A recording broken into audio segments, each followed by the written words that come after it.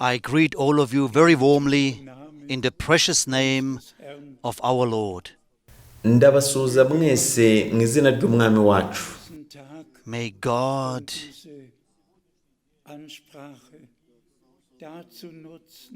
use this Imana ibashe gukorera muri iki kibwiriza ivugane natwe and to reveal himself anew unto us. inakomeze itwihishurire bushyashya. We arrived in a very special time period. Tugeze mu gihe kidasanzwe. Everything was foretold in the Byose Holy byavuzwe Scripture. mbere mu byanditswe. And if we look at what happened in the last Iyo twitegereje ibyabaye ku isi mu byumweru bishize, it started with a climate change. duhereye ku ihinduka ry'ikirere no gushyuha ku isi, Everything became different, especially byose byarahindutse by'umwihariko mu farmers' buhinzi. side. And now with this None virus, ubu hari iyi virusi who really, mu without bihugu real regard byose to the bifashwe nations, without kimwe, real regard nta kwita ku colors, ruhu, without real regard ubwoko in all nations cyangwa and ururimi. tongues worldwide, Ku isi yose iragera kuri bose bitarigeze bibaho. as one has never known them before. And we know exactly Tuzi neza that the ko Lord, umwami yavuze all ibyo these things, bitaraba ko He bizabaho, foretold it, that they would take place, and that there would be kandi ko desperation hazabaho kwiheba among the mu nations, mahanga, and that the abantu people ntibazamenya icyo bagomba gukora. would not know anymore what they should do. Now, Mbere y'uko twegera ijambo ry'Imana, before we deal now with the Word of God, I would like to greet all of you. ndashaka kubaramutsa In all mwese mu moko yose and tongues, n'indimi, by'umwihariko and in particular, abasobanura 15. The 15 translators, I would like to wish them n'umutima God's wose blessings ndabifuriza from my imigisha heart. y'Imana. It's not always easy to translate, Ntabwo biba byoroshye into gusobanura other mu rundi languages. rurimi, but God ariko just led it in Imana such a way nuko yayoboye ibintu that the gospel of the kingdom of God would be preached unto ku all buryo nations ubutumwa bw'ubwami bw'Imana witness bugomba kuba ubuhamya and then bubwirizwa amahanga yose, should and will hanyuma the end imperuka come. ikaba, kandi And we see imperuka izaza. how the Holy Scripture Turabona uko ibyanditswe byera birimo gusohora mu maso yacu, n'umutima and we wacu are turabishimira grateful to Imana. God for it. Today, Uyu munsi tugiye by'umwihariko mu gice cy'inyigisho, go into the teaching part, by'umwihariko mu gice cy'ubuhanuzi, into the prophetic part of the plan of salvation. We will look into it. mu mateka y'agakiza. We all know Twese tuzi that ko the Lord umwami yatanze isezerano has given the promise in John 14. I muri go Yohana ibice to 14, prepare ati a ngiye place for kubategurira you, ubuturo kandi nzagaruka come again kubajyana kugira ngo namwe receive you unto muzahomba, myself, that you are there also where I am. And if we look into the history of mankind, turamutse and in turebye mu mateka yose y'ikiremwa muntu, remembering cyane mu ntangiriro y'itorero of the New Testament y'isezerano rishya, aho then we twamenya are ko aware mu by'ukuri ko turi that we hafi cyane y'iherezo. have come very, very close to the end. In the history of mankind, from Adam to Abraham, Mu mateka ya there muntu, were 2,000 uhereye years, kuri Adamu ukagera kuri And then Aburahamu, followed hari the imyaka next 2,000. 2,000 years. And also we are looking back Turebye nyuma y'imyaka 2,000 ishize, 1,000 years ni igihe cy'ubuntu, in which the time of grace, aho bose bahamagariwe gusanga umwami ngo babone imbabazi z'ibyaha byabo, ngo babone ubugingo buhoraho and eternal life. But the Lord himself, ariko umwami ubwe of course, mu minsi 6 yarangije kurema kwa mbere. made the creation Muri Zaburi ya 90 dushobora gusoma ko umunsi umwe ku mwami ni nk'imyaka igihumbi one kuri twe. day with God the Lord is as our 1,000 years, and as our Lord Nk'uko umwami wacu mu minsi 6 yakoze irema rya mbere, hanyuma ku munsi wa karindwi araruhuka. 7th day, and then he rested. So we are looking back to Nuko 6,000 tureba muri imyaka ibihumbi 6 ishize, and the 7th umwaka w'ibihumbi 7 uzaba ubwami bwa Kristo, umucunguzi wacu hano ku isi. the millennial reign of the Redeemer here on this earth. By'umwihariko turareba mu byahishuwe. Look into the book of Revelation. In the first 3 chapters, it is Mu bice bitatu bya mbere haravugwamo ibisekuruza 7 by'amatorero, about the 7 church ages through which the New Testament church, ibyo bisekuruza by'isezerano rishya biri gushira.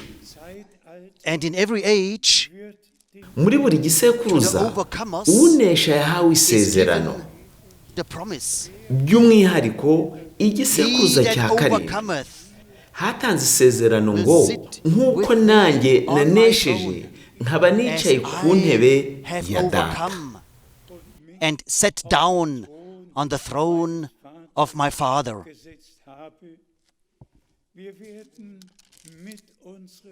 With our Lord, hamwe n'umwami wacu n'umucunguzi we will reign tuzategekana nawe ku bw'ubuntu bwe. by his grace. If we then Hanyuma turebe mu gice gikurikiyeho mu byahishuwe, umwana w'intama yerekanywe afashe igitabo, hanyuma ahishura ibigiye gusohora. reveals what would happen afterward.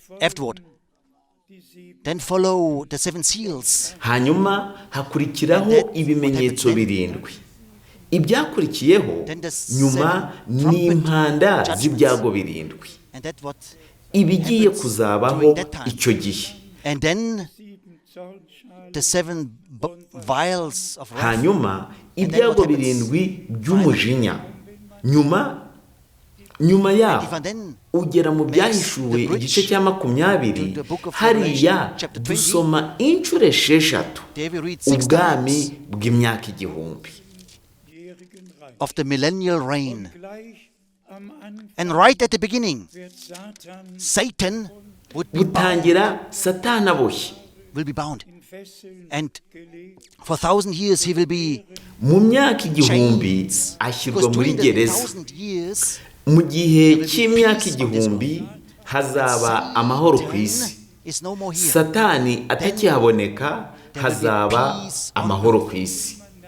And if one reads it up, Iyo usomye ibiri mu mirongo 6 y'ibyahishuwe 20, in Revelation 20, then we just turashimira ko mu byahishuwe igice cya 21 Revelation umurongo wa mbere 21, ngo nyuma mbona ijuru n'isi bishya. and then I saw a new heaven and a new earth. Mbivuze mu buryo busobanutse, turi ku iherezo ry'imyaka ibihumbi 6 Of the 6,000 years, the Lord umwami ubwe azi neza igihe umubare uzuzura. when the number is full. Ikidashidikanywaho ni uko turi hafi neza neza y'iherezo. Very close to the end. umwaka w'ibihumbi birindwi uzaba ingoma y'imyaka igihumbi. The millennial reign. And then all this ibyabaye byose uhereye ku gucungurwa, iremwa, umugambi w'agakiza, byose bizaba bisohoye, haze ijuru n'isi bishya. Ibya mbere bikurweho. the first is past. Muri ubwo buryo mu iteka ryose tuzabana n'umwami. Throughout all eternity we will be with our Lord. Today, Muri iki gihe in this time, it is about muri iki gihe icy'ingenzi ni ugusobanukirwa ibyo umwami wacu yavuze abishimangira. what our Lord emphasized clearly. Mu gihe yavugaga ibimenyetso by'ibihe by'iherezo, Spoke ati nimubona ibyo byose bitangiye gusohora, when you see these muzubure things imitwe coming to yanyu, pass, kuko muzamenya ko gucungurwa kwanyu for you know kwegereje. that your redemption is drawing near. And we are the generation Turi igisekuruza kizabona ibyo byose, kugeza ku iherezo ku bw'ubuntu bw'Imana until the tuzabibona. end. We may witness it and experience it by His grace. And Dushobora kwerekana ibintu bimwe nko muri Matayo igice cya 24, Matthew Mariko 24, 13 Mark 13, na Luka 21. in Luke 21,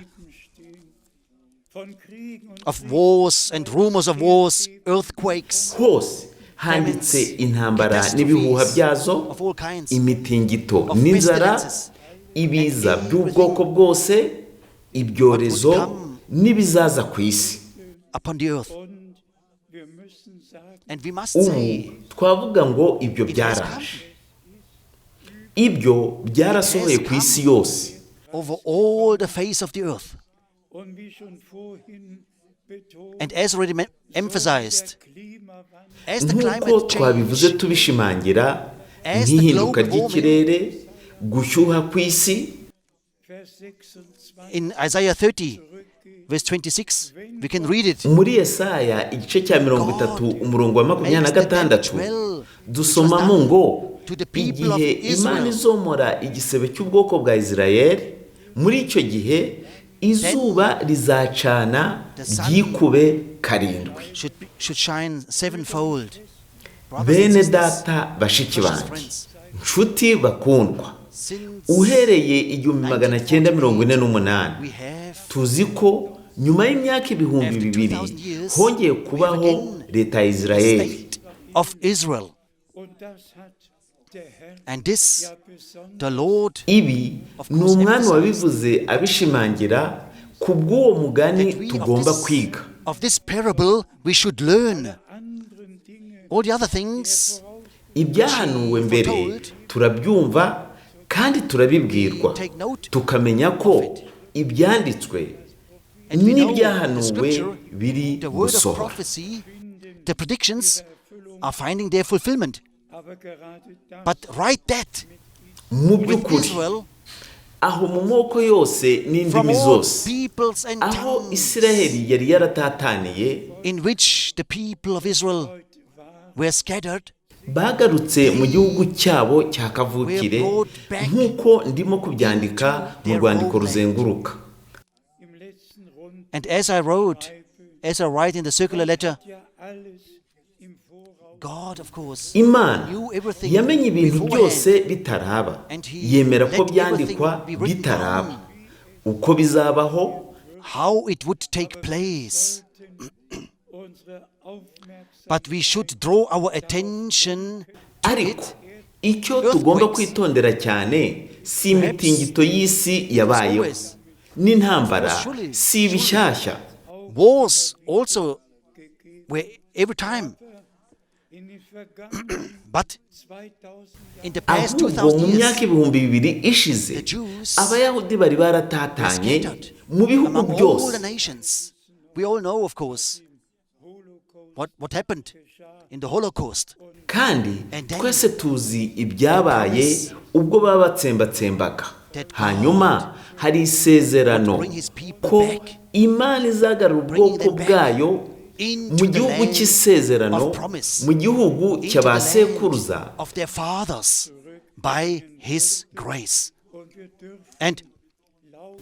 kubw'ubuntu bwayo dushobora kubivuga tweruye ko ari mu gihe cyacu ibi byanditswe byasohoye kandi turabyishimiye. Hanyuma bakundwa bene data bashiki banjye, tugeze ku gice cy'ingenzi kitureba nk'itorero. Twese tuzi ko Imana yakoresheje abantu ngo babwirize ijambo,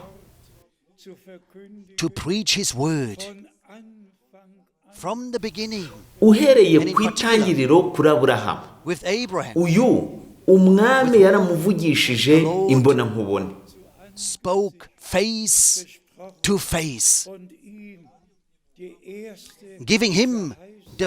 niwe yahaye amasezerano ya mbere mu magambo ati muri wowe amahanga yose y'isi azaherwamo umugisha.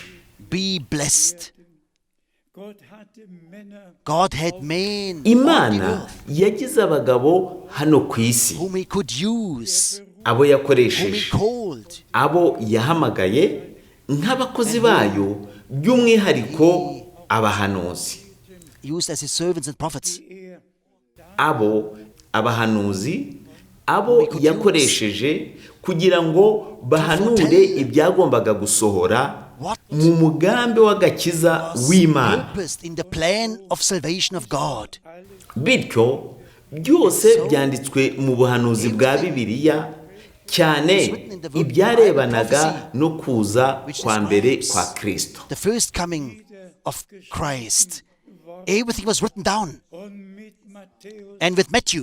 Abahanuzi barabyanditse muri Matayo igice cya mbere. Mu isezerano rishya haratubwira ukuntu ubuhanuzi bwose bw'isezerano rya kera bwasohoye, n'ubukozi bwa Yohana Umubatiza, umuntu watumwe n'Imana. Abatuye i Yudaya bose bagiye kuri Yorodani ngo bumve uwo muntu w'Imana.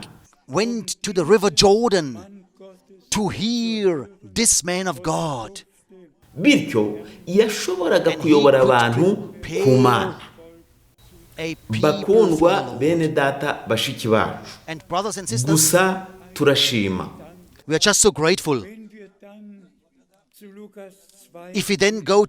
Dukurikijeho Luka igice cya kabiri. Muri Luka igice cya mbere aho haravugwa Yohana, hanyuma hirya yaho mu gice cya kabiri haravugwa umwami wacu. Uko ubuhanuzi bwa Bibiliya bwasohoye, dushima Imana umwami n'umutima wacu wose ku bw'ibyo.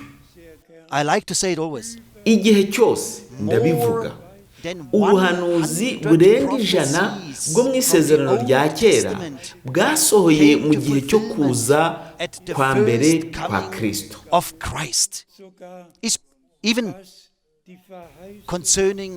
Nanone ku masezerano areba itorero, mu muhanuzi Yoweli igice cya 3, umuntu w'Imana yavuze ko umwami azasuka umwuka we ku bantu bose. Turabona ibyo ko bisohora mu byakozwe n'intumwa igice cya 2 umurongo wa 12. Mu minsi ya nyuma Imana iravuga iti, nzasuka umwuka wanjye ku bantu bose. Ibyo ni urufunguzo rw'ibyanditswe mu minsi ya nyuma.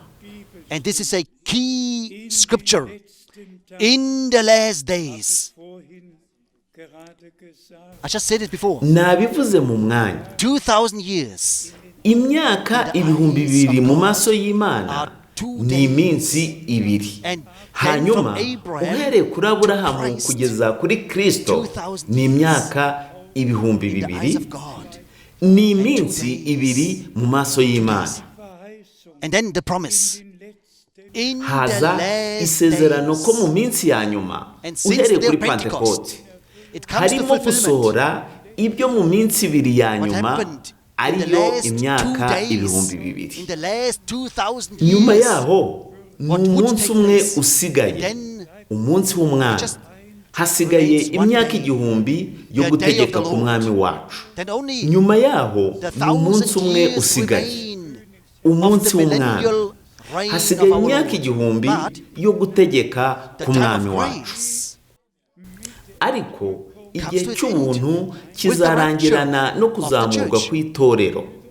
and brothers and sisters, Bene data bashiki here bacu, we just have to put the emphasis on it that the Lord aha tugomba kubishimangira also tukavuga ko took care for umwami yitwararitse that kugira in ngo our mu gihe time cyacu habeho umuhamagaro udasanzwe, was given a supernatural calling. kandi mu And by'ukuri that Brother Branham, mwene data Branham kimwe as John na the Yohana Baptist, umubatiza wahawe ubukozi n'Imana, Received a divine watumwe call, n'Imana a divine bijyanye ku commission guhamagarira gusohoka, connected to the kwitandukanya calling out, no connected with the kwitegura separation kw'itorero and preparation ry'isezerano of rishya. the New Testament church.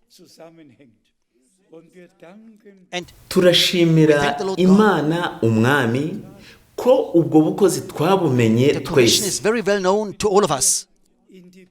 I wrote it down into my Bible. And I just read Nanditse muri Bibiliya yanjye, the second nshaka part gusoma igice cya kabiri ku of this by'uko divine gutumwa, commission. cy'uko and guhamya. As John the Baptist was sent Ngo, to forerun the nk'uko first Yohana coming umubatiza of Christ, yatumwe nk'integuza yo kuza kwa mbere kwa so Kristo, your message n'ubutumwa bwawe ku isi yose buzabanziriza kugaruka kwa Kristo. the second coming of Christ Ubu butumwa buzagera ku isi yose. all over the earth. It shall cover the earth, this message. Brothers and Mbega sisters, ukuntu ari byiza bene data na bashiki how bacu, often ni kangahe mbivuga mu nzandiko no mu bibwirizwa. how often Ndabivuga, I've said it here before. Imana nta God kintu does ikora nk'uko byanditswe That's how muri this Amose written in Amos, igice cya chapter 3 3, umurongo wa verse 7. 7. Unless he Imana reveals nta his kikora secret itabihishuriye abahanuzi unto babo. his servants, Si abafarisayo, ntabwo ari not to the abafarisayo scribes, cyangwa not to abanditsi, the Pharisees, ahubwo ihishurira amabanga yayo his abahanuzi, servants. nk'uko prophets. byanditswe muri Amosi, That's how it is written. niko tubyizera. And that's how we believe it. And that's how the Lord Nuko umwami mu gihe cyacu Also yabikoze. has done it in our time. One just has to think about it. Tugomba kubitekerezaho. There is a simple Baptist preacher who was ordained by Dr. Roy Board Hari umubwiriza woherejwe w'umubatisita Pentecostal ni Church Dr. Roy Davis. as a Yari preacher. mu babatisita, yategetswe nk'umubwiriza, hanyuma atangira ubukozi kugeza igihe umwami yahinduye umutima we hamwe n'imyimenyerezo itangaje y'umubatizo w'umwuka wera. With this wonderful experience of the Spirit baptism, it started. Hamwe na mwene data Branham atangira urugendo bushya, And it started. ariko hanze y'idini. Face with Brother Branham outside of the organization. Iki ni igice gishya kigufi cya Bibiliya, nshobora gutanga n'amatariki, ahantu n'igihe byabereye. And where it happened. But Uyu today, munsi ikigenderewe kuri nge ni ubukozi this bw'Imana. divine commission, as John the Baptist was sent Nk'uko Yohana umubatiza yoherejwe nk'integuza yo kuza kwa mbere kwa Kristo, you, nuko ubutumwa he was bwawe sent. yari yatumanwe n'ubutumwa mbere yo kuza kwa mbere kwa Was Kristo. Brother Branham. Nuko no kuri Branham watumwe mbere, atumwa kugira ngo azane ubutumwa bw'Imana, ijambo ry'agaciro ryera ry'umwimerere, nk'uko mu byakozwe n'intumwa byahishuriwe intumwa ku itangiriro. No mu isezerano rishya handitswe mu nzandiko nuko ijambo ry'Imana ryahishuriwe Frere Branham. Not as it is taught mu byerekezo bitandukanye byo kwizera, amatorero, amadini, ibyo byagizwe insobanuro. Bose bafite insobanuro zabo, bose bafite isengesho rya Data twese nko kwatura ko kwizera. Nta muntu uza ku Mana, nta ugarukira Imana n'ijambo ryayo cyangwa ibyanditswe. Bose baguma mu by'umwuka bishiriyeho, ari byo bahozemo. Ariko Imana yakoresheje Frere Branham mu kugenzura ibyanditswe, ingingo zose zo muri Bibiliya, ndetse no kumenya ukuba k'umuntu, ibyabaye mu busitani bwa Edeni, amasezerano yose Imana yari yaratanze, hanyuma n'urufatiro rw'itorero ry'isezerano rishya. And as I said it many times, nk'uko nkunda kubivuga, bene data, bashiki bakundwa, nshuti, nongeye kubivuga mbishimangira, ikibwiriza cya mbere n'icya nyuma bigomba kuba bimwe, neza kuba bimwe, neza. Umubatizo w'amazi wa mbere n'uwa nyuma bigomba gusa, neza. Umubatizo w'amazi wa mbere n'uwa nyuma bigomba gusa, 100% bisa. Ifunguro ry'umwami rya mbere n'irya nyuma bigomba gusa, byose bigomba kuba bihuje 100% n'ibyo Imana yahishuye byanditse. And to it, Brother Branham was sent for. Kubw'ibyo, Frere Branham yoherejwe atari ukugira ngo ashinge idini, ahubwo kugira ngo azane ubutumwa bwuzuye bw'umwimerere, ko Imana yari muri Kristo ubwayo, yiyunga n'abari mu isi ubwayo, kandi umwami wacu umukiza mu mubiri we yishyizeho amakosa yacu, ibicumuro byacu, indwara zacu zose yabyikoreye ku musaraba, nk'uko mu isezerano rya kera, by'umwihariko muri Yesaya 53 byari byarahanuwe.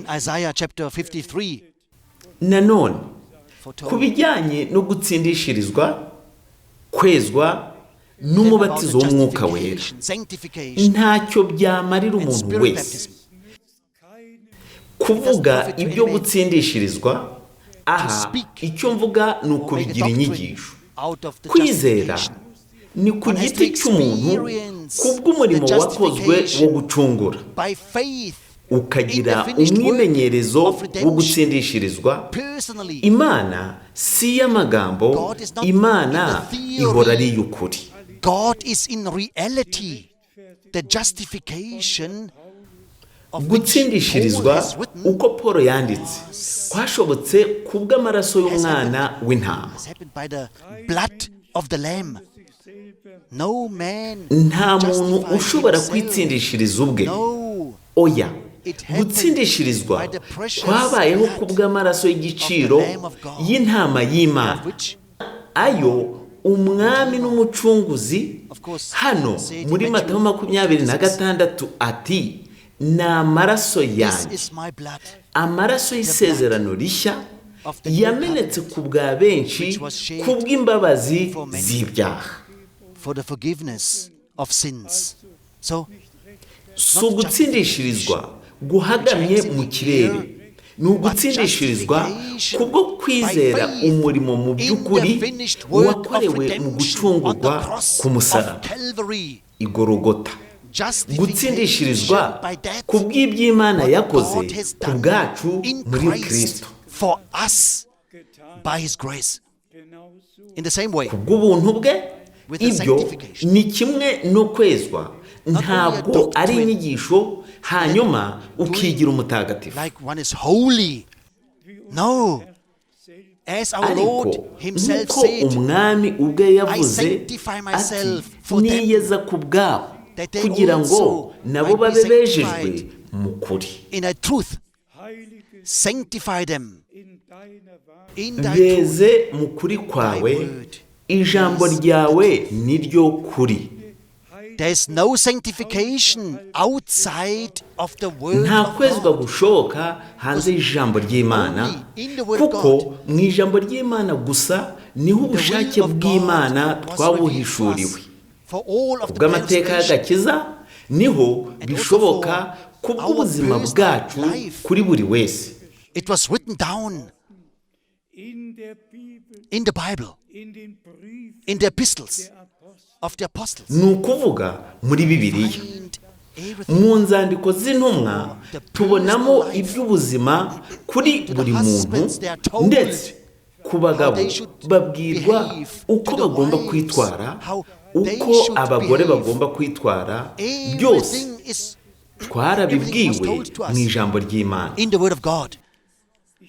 And brothers and sisters, I really advise you. Ndabagira inama mwese kubyo nakoze icyumweru gishize gusoma Abakorinto ba mbere igice cya mbere kugeza ku cyanyuma. Musome ibice byose mu gusenga, nanone nk'uko Pawulo yakoze mu mfuruka no ku ngingo z'ubuzima bwacu bwose. Really all the areas he included. Thanks be to the living God. Mbega uko dushima kubw'ijambo ry'igiciro ry'Imana. Let us say it once again. Reka tubisubiremo na none. Gucungurwa kuri hanze y'amaraso y'isezerano rishya ntikubaho. Muri we niho ducungurirwa. Ni ukuvuga kubabarirwa ibyaha kubw'amaraso ye ni mu buryo bumwe no kwezwa. Gusa mu gihe tubonetse mu gushaka kw'Imana, dushyira ijambo ry'Imana mu bikorwa uko tuba twarihawe byanditswe muri Bibiliya. Ni muri ubwo buryo gusa dushobora kwezwa kubw'ijambo ry'Imana. Muri ubwo buryo dushobora gusobanukirwa impamvu handitswe ngo nta kwezwa nta muntu uzabona umwami. No one shall see the Lord without holiness. Then the third one. Icya gatatu.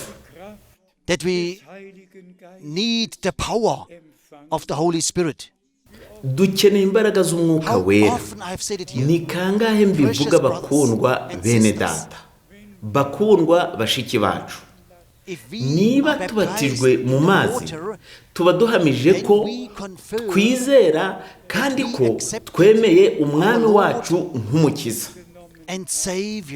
Ariko iyo umwami ubwe atubatije n'umwuka n'umuriro ku bw'icyo gikorwa cy'indengakamere, tuba tubonye gihamya ko yemeye kwizera kwacu. And we are so grateful for the precious and holy word of God. Turashima kubw'ijambo ryera ry'Imana, kubw'umwuzuro w'ubutumwa. Mu ncamake ndashaka kubivuga mbishimangira, turi ku iherezo ry'igihe cy'ubuntu. At the end of the time of grace. You can read it in the epistles of the apostles. Mushobora kujya mu nzandiko z'intumwa mugasoma ibirebana n'iminsi ya nyuma, ibihe bya nyuma, amasaha ya nyuma n'ibizabaho. Umwami wacu ku munsi wa nyuma yatanze iryo sezerano ati ndi kumwe namwe iminsi yose kugeza isi irangiye. of the world. Also in this time, where Corona, muri iki gihe aho korona ihitana byinshi, yasezeranye ko azaba ari kumwe natwe He is with kugeza us ku mpera until z'isi. the end of the world. But let me say it here openly. Ariko mureke bene data na bashiki banjye ibyo mbyerekane n'umutima wanjye mbigarukeho. Dufite icyerekezo cy'ijambo We ry'Imana. have the orientation in the Word of God. Imana umwami And the Lord God yohereje umugaragu we umuhanuzi kugira ngo atuzanire ubutumwa. and the message Ubutumwa of the ni Holy ijambo Word ryera yatuzaniye, burajya mu isi yose bubanziriza kuza kwa Kristo. the second coming of Christ. Kuri bene data na bashiki banjye bose mu bihugu 172 From this place, nshaka gusuhuza bene data bose. 172 countries we can Mbega greet you. ubuntu, Oh, what a grace. mbega amahirwe. What a privilege. Who would have thought of this? Ninde watekerezaga mu myaka 50 cyangwa imyaka 20 ishize ko byari gushoboka? And if I think Iyo ntekereje mu myaka 55 every month ishize, I'm around, buri kwezi nabaga ndi mu rugendo. how often Ni inshuro zingahe mu bihugu 65 nasuye ubwanjye. Aho hose nabwirije ijambo. word there? None ubu igihe kirageze aho kugenda bitakinshobokeye. It's no more possible. Ubu ngubu ku isi bisa nkaho nta kizongera kubaho uko cyahoze. That nothing will be anymore on the earth as it was, as we all know it, as we knew it. Ntacyo mu kirere, Nothing in the air, ntacyo ku butaka, nothing on the earth. haba mu masosiyete, nta na kimwe kizongera Nothing kuba will be uko anymore cyari kiri. as it was before. Kandi bizaba byiza kuri And it would bose. be really good. N'abanyapolitike If all- bashoboraga kwikomanga mu also the gatuza politicians bakavuga, none ibi ntibyigeze beat on their bibaho. chest and say, Imana irashaka kutubwira iki ku bw'ibyo bene data bashiki banjye? what does God want to tell us? Brothers and sisters, Dushobora gushimira umwami n'umutima wose ku bw'ibi bintu. Twarabirenze turindwa nawe. Dushobora kumenya ko ari ibimenyetso by'ibihe bya nyuma nk'uko twabibwiwe mbere n'umwami ubwe mu byanditswe byera. of our Lord in the Holy Scripture.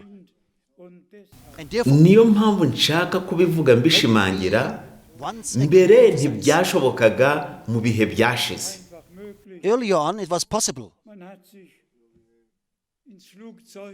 One was Nigeze kwicara mu ndege tujya into the Atene, plane, flying to mbwirizayo. Athens, Hari mu rusengero runini rw'Abapantekote. preaching there in the big Pentecostal church, and then going to the harbor, Hanyuma tujya ku cyambu, dufata ubwato tujya ku kirwa cy'Ipatimosi, aho twamazeyo iminsi. Nahamaze iminsi nzamuka manuka. Kuri icyo kirwa nasomye ibice 22 by'ibyahishuwe. Atari rimwe nasubiragamo nkongera ngasoma buri of the gice. book of Revelation. And then I Hanyuma spoke ndavuga the nti, sentence, mukundwa Beloved Lord, mwami. Yohana John ntari is no hano, more here. Frere Branham Branham ntakiri hano, is no more here. ariko wowe But uri you hose.